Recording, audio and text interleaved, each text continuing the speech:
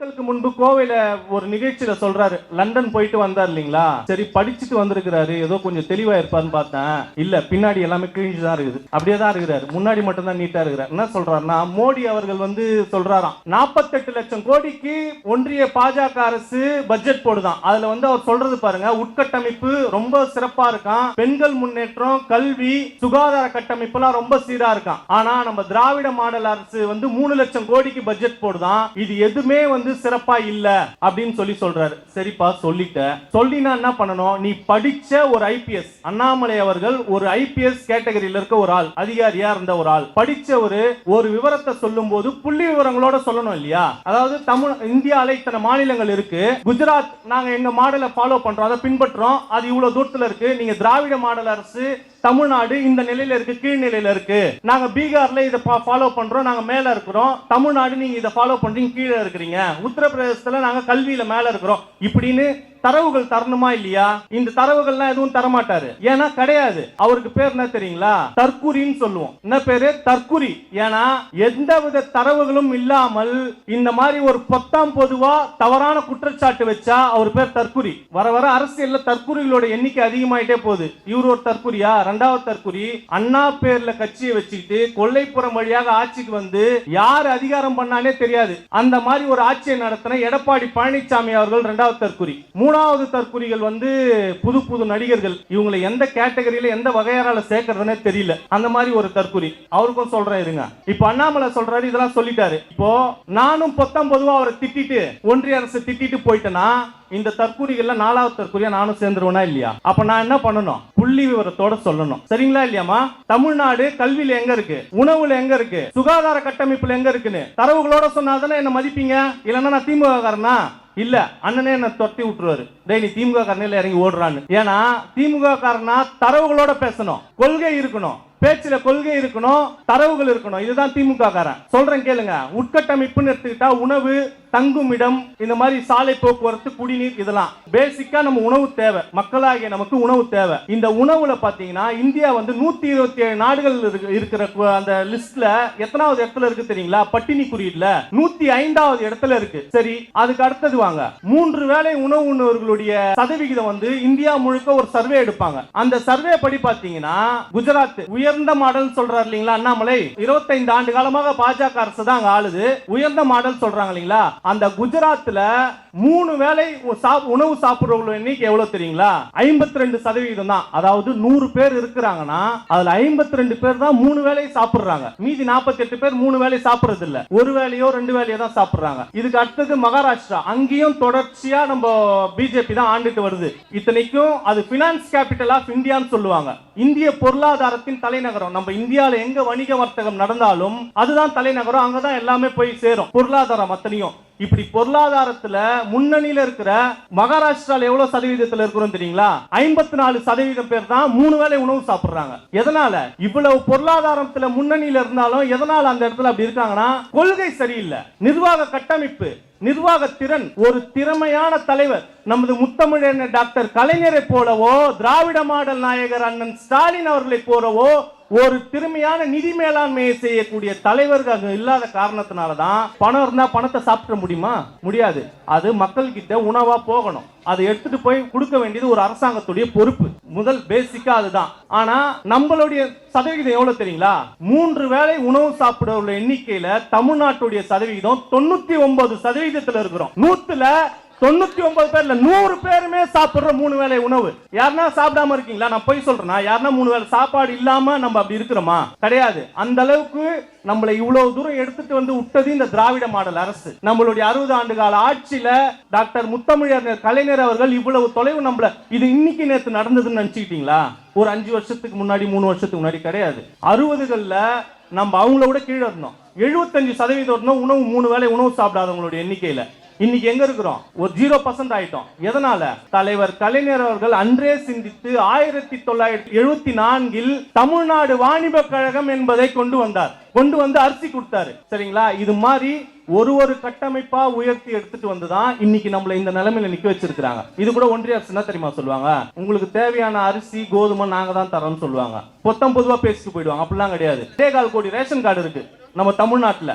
அதுல அவங்க எவ்வளவு தெரியுமா தராங்க? ஒன்றிய அரசு 1 கோடி பேருக்கு தான் தராங்க. மீதி 1.25 கோடி பேருக்கு நமது திராவிட மாடல் அரசு, நமது மாநில அரசு தான் தருது. இது யாருன்னா மறுக்க முடியுமா? அண்ணாமலை அவர்கள் தரவுகள் தருவாரா இதுக்கு இல்லைன்னு சொல்லிட்டு? முடியாது. இதுதான் தரவுகள். நீங்க நாளைக்கு வேற எங்கன்னா மீட்டிங் போட்டு பேசினா கூட நீங்க இது கேட்கலாம். சும்மா சொல்லுவாங்க நாங்க தான் தரோம்னு சொல்லுவாங்க. ஆனா எவ்வளவு பேருக்கு தரோம்னு சொல்ல மாட்டாங்க. ஏன்னா அதுக்கு அவங்க சொன்னா மாட்டிப்பாங்க. ஆனா நம்மளால சொல்ல முடியும். ஏன்னா நம்ம மக்களுக்கான அரசு. சரி, உணவு சொல்லிட்டேன். அடுத்தது பெண்கள் முன்னேற்றம். பெண்கள் முன்னேற்றம் இன்று வரை தமிழ்நாட்டில் பெண்கள் முன்னேறிய அளவிற்கு வேறு எந்த மாநிலத்திலும் முன்னேறவில்லைன்றதுக்கு ஒரே ஒரு உதாரணம் சொல்றேன் கேளுங்க. டாக்டர் பாபா சாஹிப் அம்பேத்கர் அவர்கள் சட்டத்துறை அமைச்சரா இருக்காரு. அன்று ஒரு சட்டத்தை தாக்கல் பண்றாரு. என்ன? பெண்களுக்கு ஆண்களை போல சொத்தில் சம பங்கு வேண்டும் சொல்லிட்டு 1950 அந்த 50கள் சுதந்திரம் பெற்ற இந்தியாவிற்கு அப்புறம் அவர் சட்டத்துறை அமைச்சரா இருக்கும்போது. ஆனா அன்றைக்கு ஆதிக்க சாதியினர்கள் யாரும் என்ன பண்ணிட்டாங்கன்னா அந்த சட்டத்தை நிறைவேற்ற விடல. அந்த சட்டம் தோற்கடிக்கப்படுது. அன்றைக்கு அம்பேத்கர் அவர்கள் சொல்றாரு, எனக்கு இந்த பதவியில் இருக்க வெட்கமா இருக்கு, இந்த பதவியை நான் ராஜினாமா செய்யறேன். ஆனால் கூடவே சேர்த்து ஒரு பதிவு சொல்றாரு, a day will come, a leader will come to execute this law. அதாவது என்ன சொல்றானா, ஒரு நாள் வரும், ஒரு தலைவர் வருவார் இந்த சட்டத்தை நிறைவேற்ற. வந்தார். அந்த நாள் வந்தது. மே 6, 1989 வந்தார் தலைவர் டாக்டர் கலைஞர் அவர்கள்.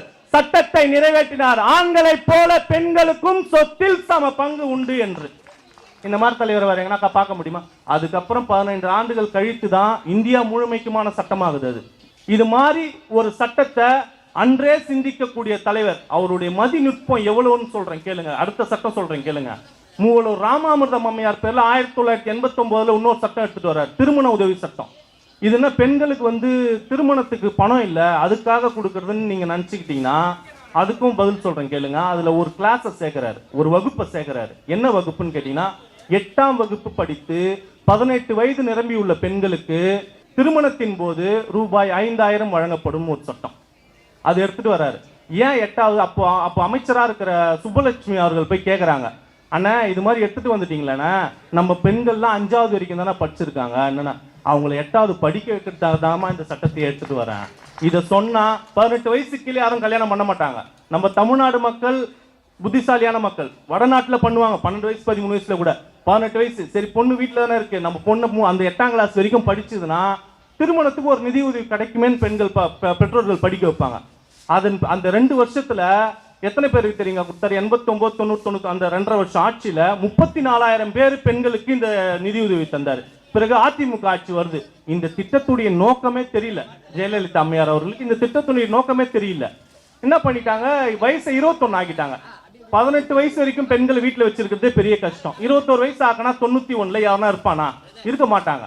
என்ன பண்ண? 21 வயசு ஆக்கி திருமண மண்டபங்கள்ல நடத்தினா நிதி உதவி கிடையாது இப்படின்னு சொல்லிட்டாங்க. இப்படி சொன்னதை அந்த 5 வருஷத்துல எத்தனை பேர் தெரியுங்களா பயன்படுத்துறாங்க? வெறும் 52,000 பேர் தான். திருப்பி 96 தலைவர் கலைஞர் அவர்கள் ஆட்சிக்கு வராரு. அந்த 21 வயசை 18 வயசா மாத்துறாரு. அப்ப பாத்தீங்கன்னா இந்த ஒரு 7-8 வருஷ கேப்ல அந்த 5வது படிச்சுட்டு இருந்தவங்க 8வது வந்துட்டாங்க. ஒரு கொள்கை பிடிப்போடு வாழக்கூடிய தலைவர் என்ன செய்வார்னா, ஒரு திட்டத்தை அறிவித்ததோட மட்டும் நிறுத்த மாட்டாரு, அதை அடுத்த கட்டத்துக்கு எடுத்துட்டு போகணும் தான் நினைப்பாரு. அதுதான் தலைவர் கலைஞர். அங்கதான் ஒரு மதிநுட்பம் இருக்கு. இந்த திட்டத்துடைய வயசை 18 ஆக்கி அந்த அரங்குகள்ல திருமணமான அதை கேன்சல் பண்ணிட்டாரு. 8ஆம் வகுப்புன்றத 10ஆம் வகுப்பா மாத்துறாரு. உதவித்தொகையை 10,000 மாத்துறாரு. அவருடைய நோக்கம் என்ன? பெண்களுக்கு திருமண உதவித்தொகை தருவதுன்றது ஒரு 10% இருந்தாலும் பெண்களை ஆண்களுக்கு நிகராக படிக்க வைக்க வேண்டும் என்பதுதான் இந்த திட்டத்தின் நோக்கம். வேற நோக்கமே கிடையாது. அந்த 96 to 2001 எத்தனை லட்சம் பேர் பயன்பெற்றாங்க தெரியுங்களா? 2,28,000 பெண்கள் இதனால பயன்பெற்றாங்க. திருப்பி 2021 ஜெயலலிதா அவர்கள் ஆட்சிக்கு வராங்க. முழுவதுமாக இது இடைத்தரகர்கள் மூலியமா இந்த திட்டம் சீர்குலைக்கப்பட்டு 2006 தலைவர் கலைஞர் அவர்கள் ஆட்சிக்கு வராரு. இந்த 10 ஆண்டு காலத்துல எல்லாரும் 10வது வந்துட்டாங்க. அவங்கள 12ஆம் வகுப்புக்கு எப்படியாச்சும் எடுத்துட்டு போனோம். அப்பதான் அடுத்தது காலேஜ் படிப்பாங்க. அதுக்காக 12ஆம் வகுப்பு எடுத்துட்டு போறதுக்காக 12ஆம் வகுப்புன்னு மாத்துறாரு. அந்த உதவித்தொகையை 15,000 உயர்த்துறாரு. இப்படி மாற்றும் போது திருப்பி அந்த ஆட்சி காலம் முடியும் போது 25,000 வரைக்கும் அந்த தொகையை உயர்த்திட்டாரு. இந்த 5 ஆண்டு கால ஆட்சியில பயன்பெற்றவர்கள் எண்ணிக்கை எவ்வளவு தெரியுமா? 4,60,000. இந்த ஒரே ஒரு திருமண உதவித்தொகை திட்டத்தினால தமிழ்நாட்டின் படித்த பெண்களின் எண்ணிக்கை எவ்வளவு உயருது? கிட்டத்தட்ட 7 லட்சம் பேர் இந்த ஒரே ஒரு திட்டத்தினால பயன்பெறாங்க. இது பெண்கள் முன்னேற்றமா இல்ல மணிப்பூர்ல நடந்த கலவரம் பெண்கள் முன்னேற்றமா?